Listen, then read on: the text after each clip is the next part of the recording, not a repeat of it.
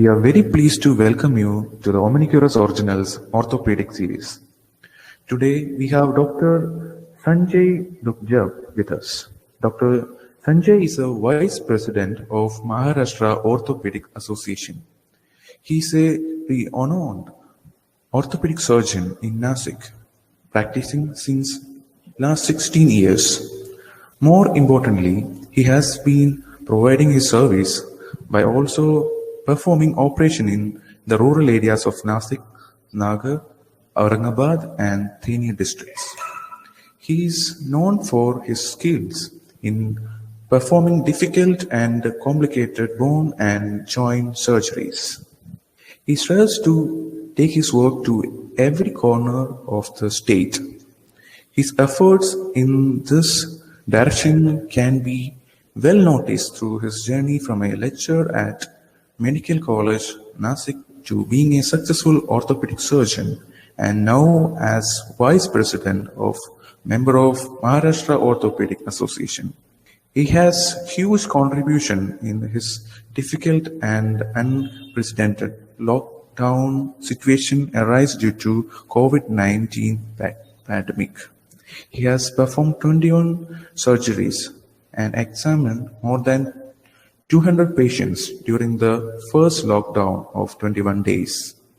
He conducted an online training program named 21 Days Journey for motivating, inspiring, and management of stress during the lockdown. He suffered from corona and conquered over it and still continued to fight for people to save their lives. His work is in various fields has been acknowledged and presented by many government and non-government organizations. To be named a few, Dr. Sanjay is a recipient of a Special Appreciation Award from the Honorable President of India, Mrs. Pratibha Patel, in November 2007. He is also the Executive Council member of Nasik chapter of Indian Medical Association since last 2 years. He has been working dedicatedly for various social causes like entrepreneurship training, women empowerment, and promoting human values. Welcome, Dr. Sanjay. The stage is all yours. You may please begin. Thank you, Shobit. Thank you, Omnicare. Thank you for granting me this platform to share my views on orthopedic surgeries and management in post-COVID area. We have been locked down since last 9 months, and we have been experienced difficult times from maybe March onwards, and we have experienced never before lifetime in our last 9 months. And, this was really difficult and tough ask for each one of us, not only as a orthopedic surgeon but also as a human being, and that the pandemic has struck all over the world since March. And 22nd of March, I still remember the first day when the Janata curfew was levied in India. And since then, we have been locked down in our homes, and life has become more difficult to live. But being an optimistic person, I've already looked at the positive life. And all these 9 months, I was very much positive, and all those experience which I have gathered so far, I would like to compile in my presentation today. I want everybody to look at this presentation as something, a new future or a new days to come by, and what we can learn from the past days, what we learn from the today's present scenario, and what is there in store for us in the coming future. So that is the way I want everybody to look at this presentation, and I would like to start with this presentation by just imagining this image as Trimurti. The left side, which is you can see on the screen, which is facing on the left side, was towards the pandemic, and you can see the appearance of the face, which is more frightened and afraid and fearful. And it was all those 9 months of pandemic which, and lockdown which we were locked into, and it was full of fright. The front face, which shows the present situation, which is very much gloomy, and the right one, the post-COVID era, I think it's more of a significant phase And I want everybody to look at this phase from today onwards. It will give you a more insight of what's there in for us in the near future. So let's continue with the presentation. Basically, I want to divide this presentation into two different halves. Okay, the first half where we were into the lockdown and where times were difficult and we were dealing with so many difficult situations in practice and in personal life as well. And this second half, maybe from last 2.5 months or 3 months at the most, that is also is teaching us something different. And I want everybody to look at the last 2 or 3 months in a different perspective altogether. So just to know what's there in future for us, we should just go back, revisit what was there in store for us in the last 8 months or 9 months. And then you can get a clear idea of what is there, what positive is there in future for us. And just to take back to that last 8 or 9 months of that period. As of today, if you see COVID-19 situation all over the world, okay, as I told you, I'm a very, very optimistic person. I'm looking at the number of cases either worldwide or in India. The total cases reported today is 80.4 million worldwide, and the number of deaths is 1.76 million till today. But if you see the bottom line, the recovery percentage all over the world is almost 97.8%.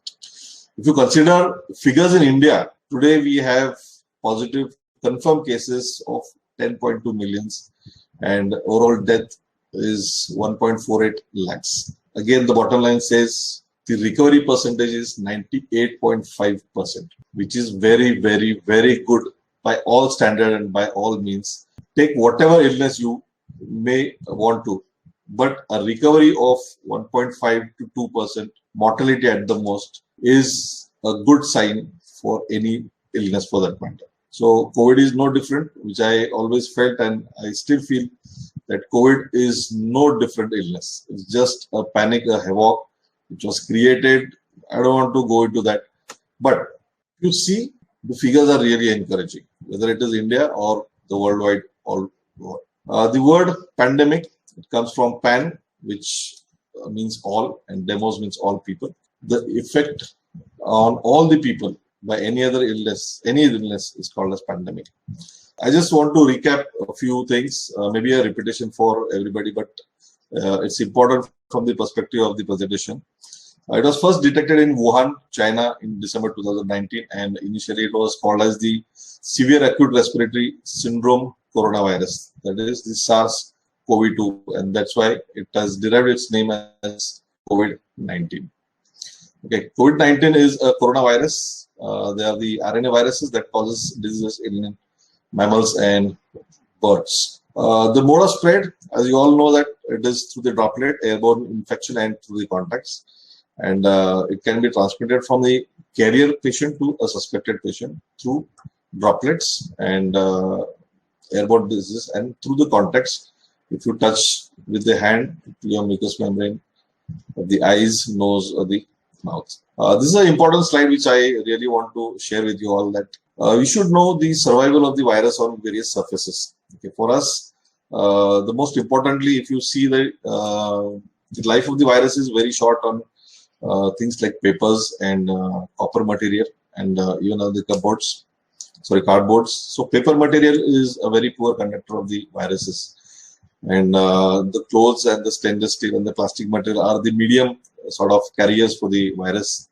But the most striking feature which you can notice over here, that the outside of the surgical mask which we use very often, and the same material which we use for the PP kits and the disposable gowns, the virus can survive on that surface for almost 7 days. So it's an insight for everybody whether to continue the use of regular masks or the disposable masks which are in vogue today.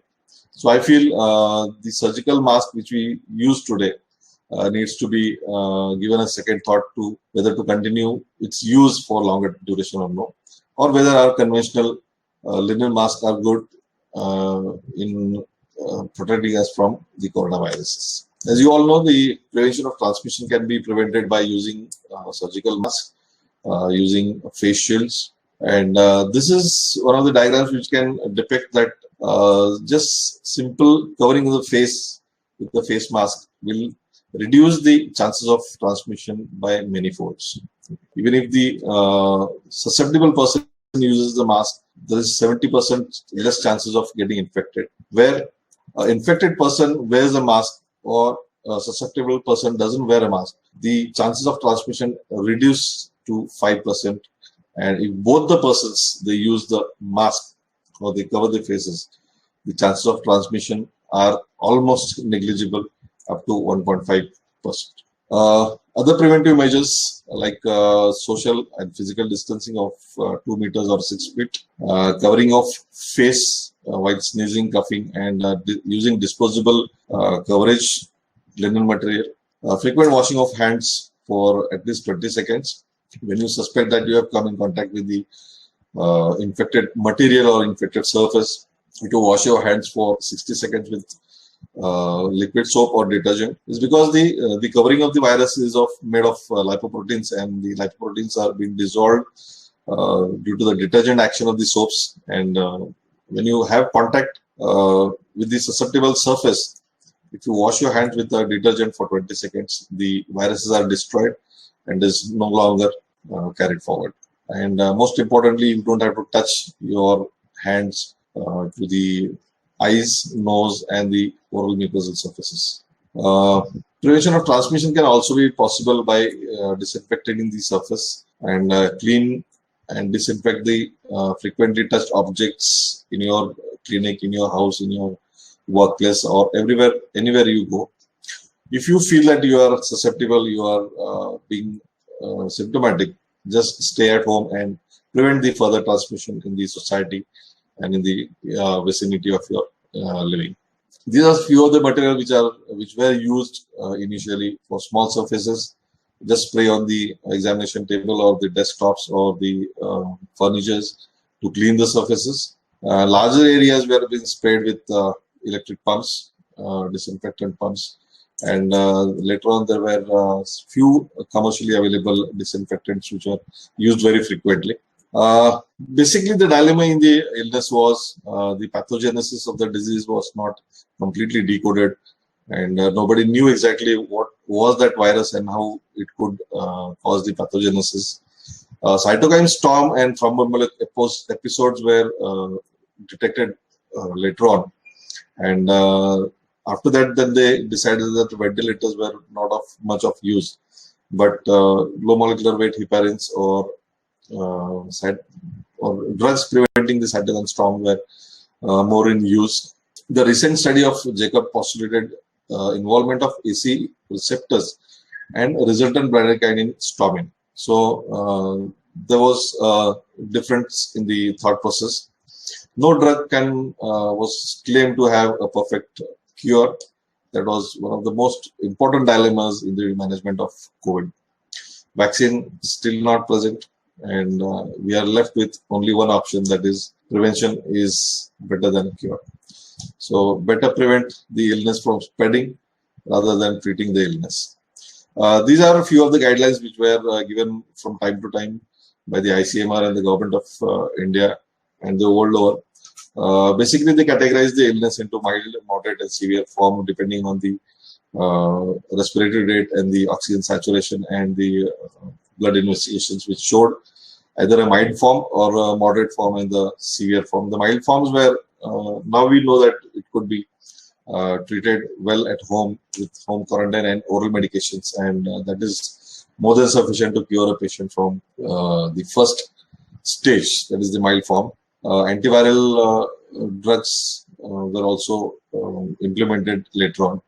But to start with, HCQ was the main drug, along with antibiotics like azithromycin and ivermectin. They were the mainstay. In case of moderate illnesses, they were introduced with injectable antiviral drugs like remdesivir and drugs like drugs to control the illness, especially the methylprednisolone They have been used in the second stage, and convalescent plasma was also thought to be useful, but the recent studies have shown that there is no difference between the control and the trial groups, where convalescent plasma was used in moderate to severe cases. Severe and critical cases, they were being managed by medical experts in the ICUs and the intensivists, where orthopedic surgeons were least involved. But this is just to have just a brush up of what the illness was being treated in last few days, a few months. The outcome basically depended on the stage of detection of the illness. Now we come to know that early the detection, early the better, and early to start with the treatment. It also dependent on the viral load. People who were continuously exposed to the virus, especially all the medical personnel, the doctors and the nursing staffs and the hospital workers, they were continuously exposed to the viral load, and that's why maybe the mortality was initially very high. But then when we came to know that the viral load also matters in the mortality and the outcome of the illness, they were put on rotation duties, and the amount of viral load was also reduced by just shifting the duties for 7 days or 14 days of rotational duties. Initiation of the treatment, as in any other illness, the early you start with the treatment, early is the chances of getting recovered fully. Patients with comorbidities like hypertension, diabetes, anemia, old age, obesity, renal and respiratory diseases, they added to the mortality of the illness, the patients suffering from COVID. Immunosuppressive therapies for various illnesses, chronic illnesses, patients who were on long-term medications were highly susceptible to this COVID infection. So the outcome all depended on all these various factors. But what I feel the most importantly, the doctors who were the forefront runners in fighting this COVID. IMA had released a press note saying that 382 of the 2238 odd practitioners, they have succumbed, and they have paid homage to all those frontline doctors and intensivists and the medical personnels, the IMA members who are working to fight throughout the country. The clinical fatality rate for doctors who were the frontliners, it was reported to be 17.6%, and the overall CFR in India was 1.7%.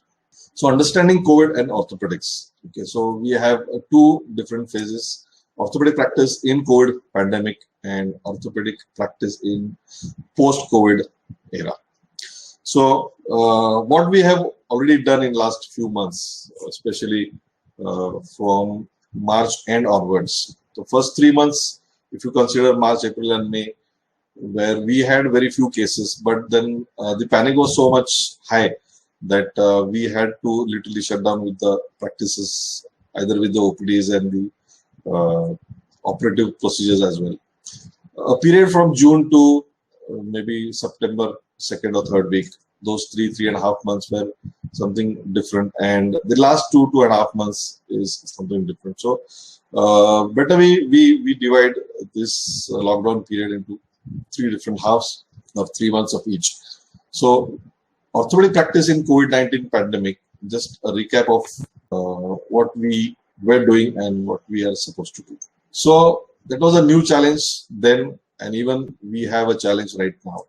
The challenge then was that we were contemplated the long road back towards the normalcy, and the medical community have faced many challenges since the lockdown was initiated and in the pandemic situation. But most important part is preventing the further spread of the COVID-19, thus limiting the possibility of the potential second wave is the challenge which we are facing right now. If you look at the this map, this is the recent studies in India, the recent figures in India. If you notice that the first case was detected on 9th of March in India, and since then there was a very gradual rise in the number of patients in India especially. But the end of May and the beginning of June, we started looking at inflation of figures of positive patients, and there was a steep rise till September second week or third week. And there was a havoc and there was a panic situation all over the country. The whole medical system, the medical fraternity, and even the government was panicked, and we had a lot of difficulties in managing all the possible cases of orthopedics as well as other cases also.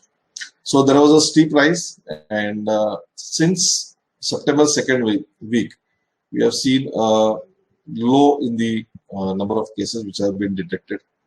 And this was very fortunate that right now we are into the declining phase of the illness. But you can see a small notch at the second or third week of November, which was very much expected. And the second wave was expected that time because we were into the festive seasons of Diwali, the markets being opened up, and there was overcrowding in the markets, and people not taking care of social distancing and using of face masks and other preventive measures. So there's a small notch, there's a small hype of cases, but fortunately, the second wave is not turned up as much in India right now. So we can consider ourselves as fortunate enough. So the first 3 months up to the September second week, and later on the second half, the second, where we have decline in the number of cases. We just look back at what we were doing in the pandemic. So orthopedic surgeons, though they were not in the front lines, but are definitely affected by the crisis. OPDs were shut down, elective surgeries were cancelled during the lockdown, and surgeries were only reserved for trauma and life or limb salvaging procedures. There's a lot of problems working during the lockdown. In the initial phase where the panic situation was there, the whole pandemic, there was dangers of poor protection. We did not know how to protect ourselves. There was lack of PPE kits, lack of testing labs. The cost of treating and testing was very high. It was almost to the tune of 4,500 doing a RT-PCR test in the initial times. There were a lot of misconceptions about the false positivity or false negativity about the tests, and the surgery and anesthesia may create aerosol leading to spread of the disease in the operation rooms. So those were all the myths and the misunderstandings about the illness, which really piled up the panic situation. Staff education and training regarding the precautions was one of the major factors, where even the doctors were not trained to that extent, and training of the staff and the paramedical staff was also difficult during that times. It was very difficult to get staff to work in the hospitals, especially that was my experience, and there was an increased stresses on the surgeons and all the medical and paramedical staff during that pandemic situation.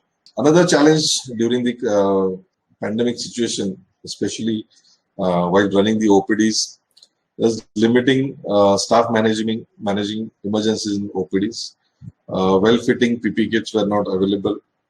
Virtual meetings were being held wherever possible.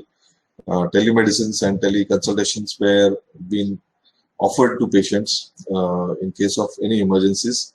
Each surgeon, they had individual OPDs and equipments, and just to lessen the risk of cross-infection.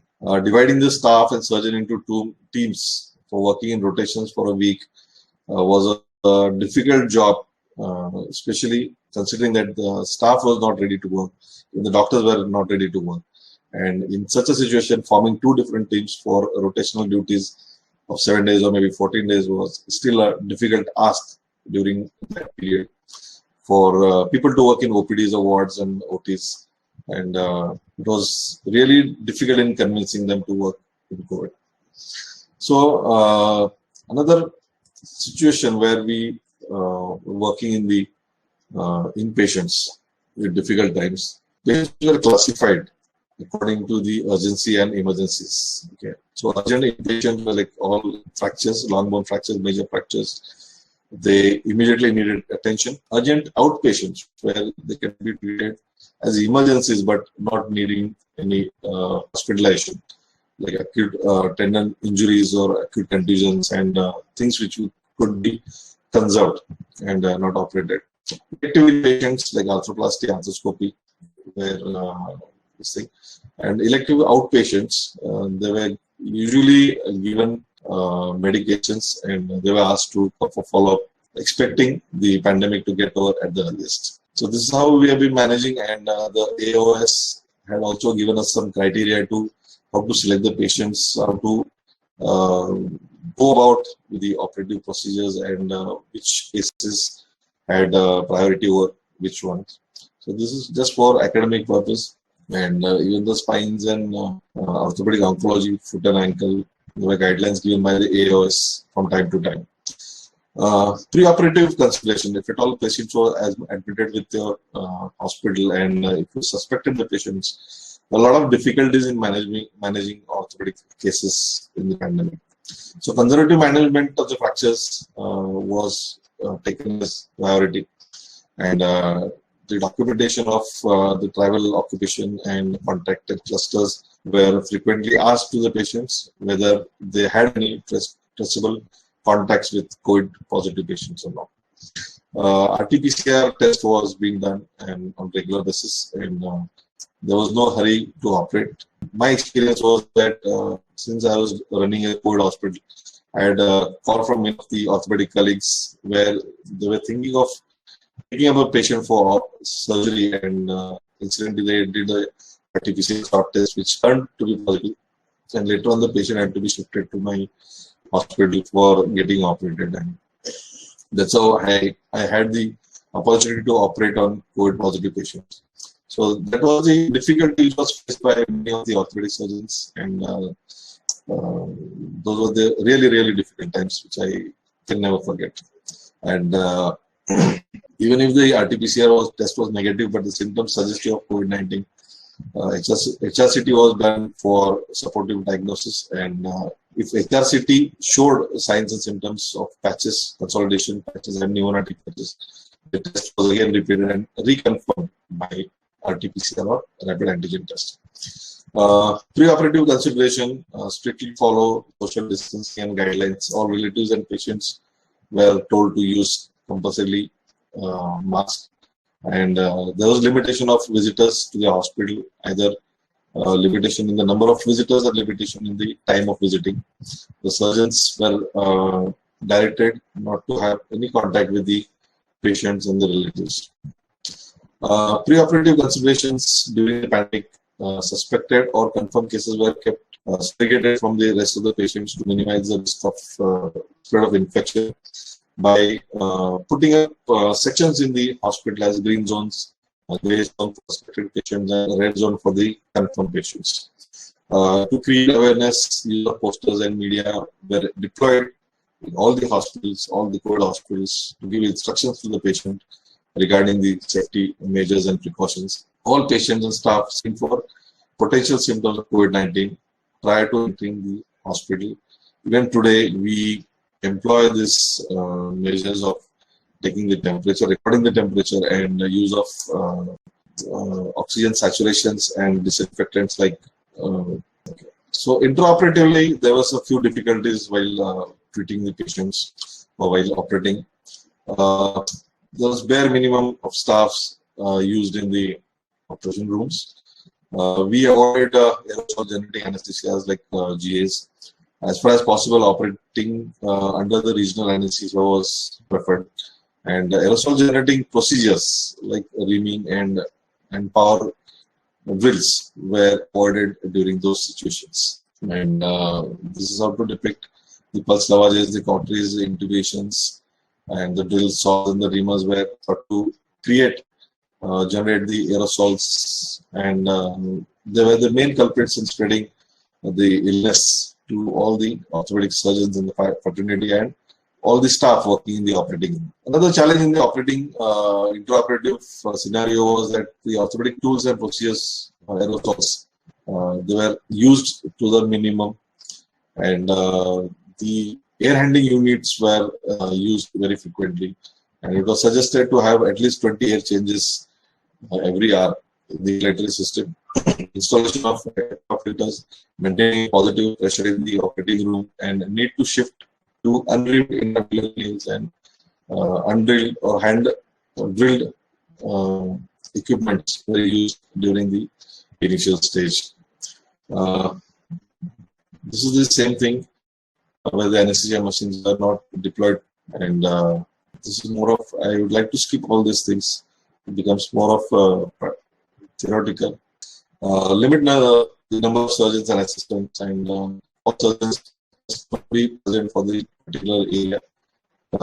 In the case, the risk of all getting infected resulted in complete shutdown of the work. That was the biggest risk involved in those times. That if one patient was detected, or one person was detected in the hospital, others were quarantined, and they were also told to take the swab and go for the tests. Another limitation was the limit in interaction between the two teams, and avoid use of surgical helmets were also promoted during those times. Post-operatively, the patients were given medications wherever possible. The length of the stay in the hospital was reduced and kept to the bare minimum. Operated patients can be followed through telemedications and consultation. Physiotherapy was also given on video-based forms. These are telemedications were subscribed post-operatively. Overall,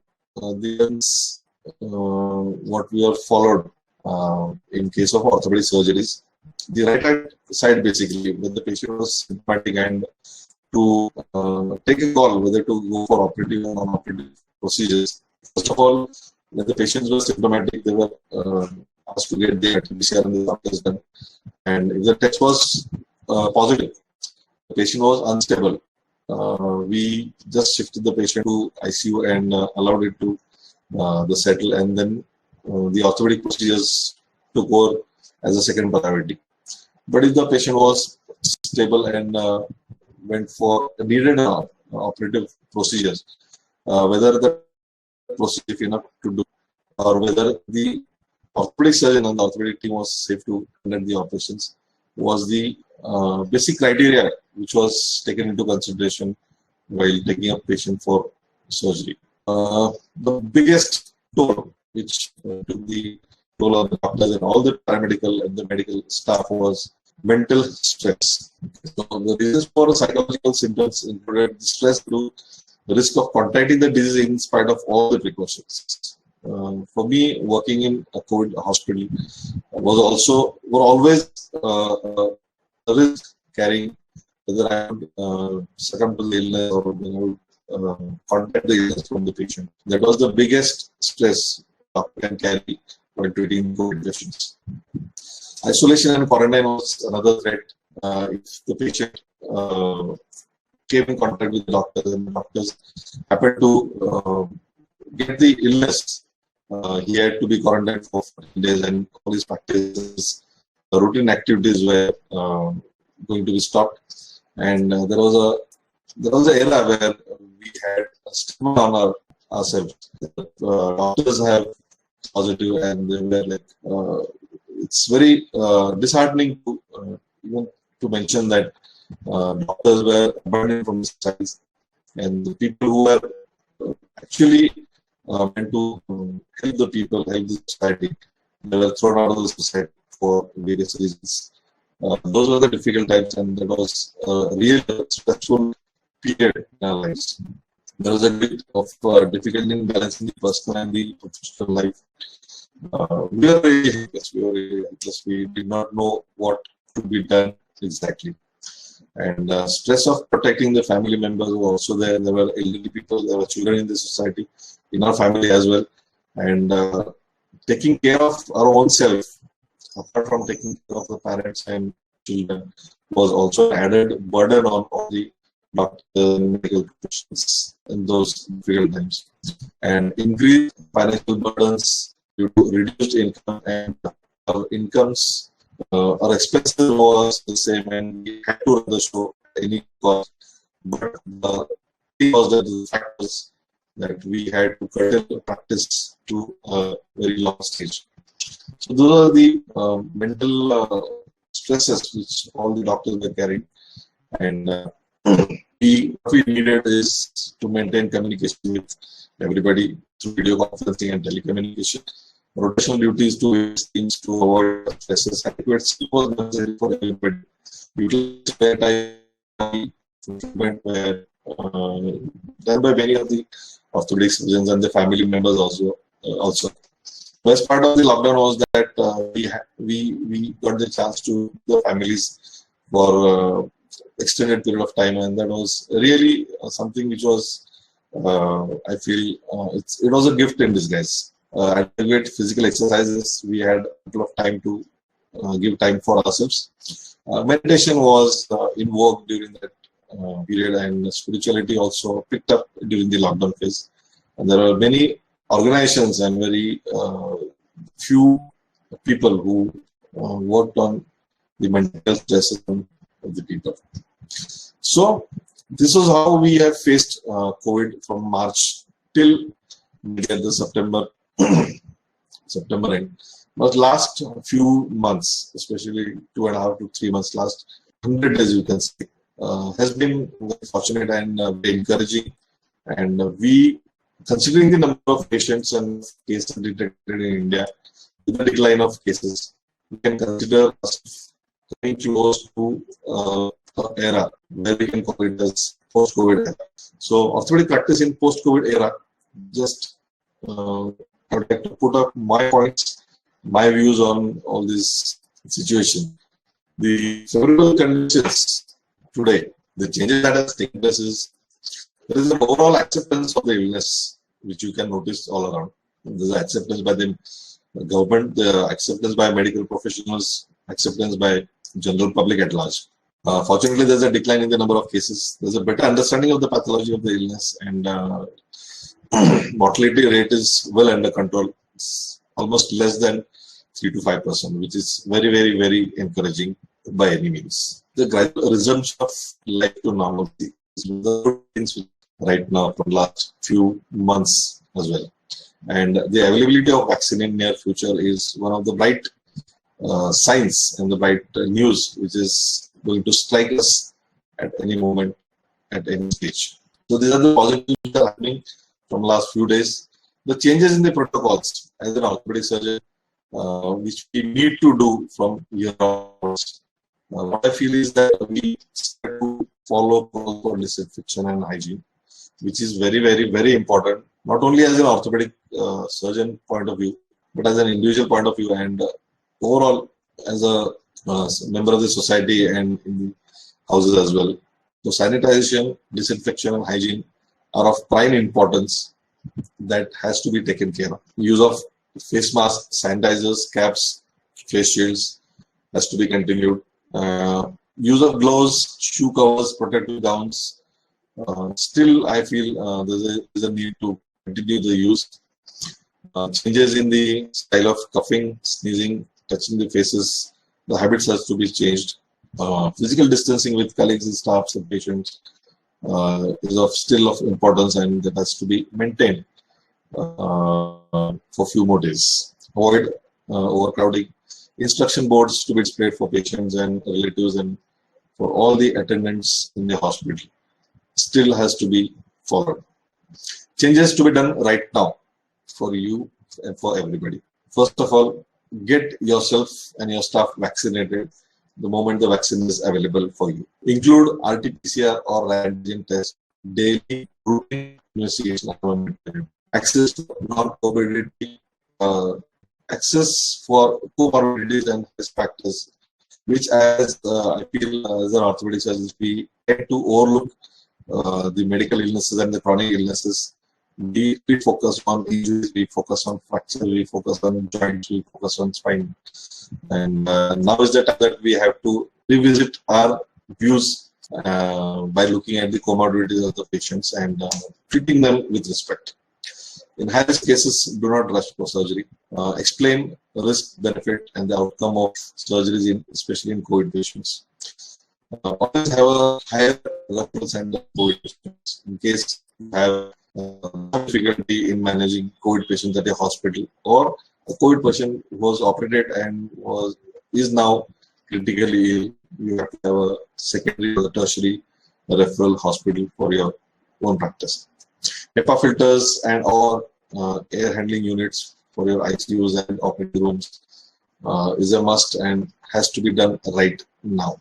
Think if it is possible from today onwards, you have to change your perspective to change your world. Admitting and treating COVID patients as any other airborne communicable diseases. Even in the past, we have seen airborne communicable disease patients admitted on the very next bed of any other patient, like orthopedic patients or trauma patient, lying next in the ICU with a swine flu patient or a tuberculosis patient. Is it possible with COVID? Just think. Creating an isolation section for COVID-19 patients is another option, where you have a section of your hospital or a floor of your hospital COVID patients for a few more days, few months. Still, is quite possible. Have patience and trust in medical science. Can we work together with other streams of medicines for betterment of mankind and this world at large? If we consider COVID as our enemy and we are fighting a war against an enemy, we have to leave out the differences between us. And if you really want to win the war, it is a collective effort, and all the pathways, all the fraternities in medicine, whether it is indigenous or allopathic or Western medicine, we have to fight it together. And it's my sincere appeal to all the orthopedic surgeons, and in fact, all the medical professionals, to leave the differences as it is and as it was. We have to fight together. We have to conquer the enemy, and today's enemy is COVID-19. Again, I would like you to think the inside-out philosophy, getting from the inside and looking at the outside. Have you ever thought how important is my health for me? That COVID has taught us, shown us. How much do I spend on my health? In terms of money, in terms of time, in terms of energy, in terms of resources. How much do I spend for my health on daily basis, monthly basis, annual basis? How are my chronic illnesses limiting me? Was I ignorant about the chronic illnesses? Was I very lightly stage of my life? What was my contribution during the pandemic? How fast am I going to get back to work without fear? What did I learn from COVID? What changes am I going to make in my life from today onwards? I want everybody to, for your own introspection, what COVID has done to you, to your practice, to your life, to your family, to your health, and to all your belongings, physical and otherwise also. In summary, doctors should take care of their own health along with the paramedics and family members. That is the take-home message from me. And finally, the take-home message from my side: love and respect nature. COVID has in our life to stay with us, to say stop to us. It has altered our life, showed us a way to live life. Humanity prevails in tough times. Money and physical wants are so minimal. We all have noticed it. We need breaks in life to reassess ourselves. No one can end life on this planet. Have patience. Not even a virus, not even human beings can end life on this planet. You just have to have patience. And science will definitely come up with definitive medicines and cure in very near future. Thank you very much.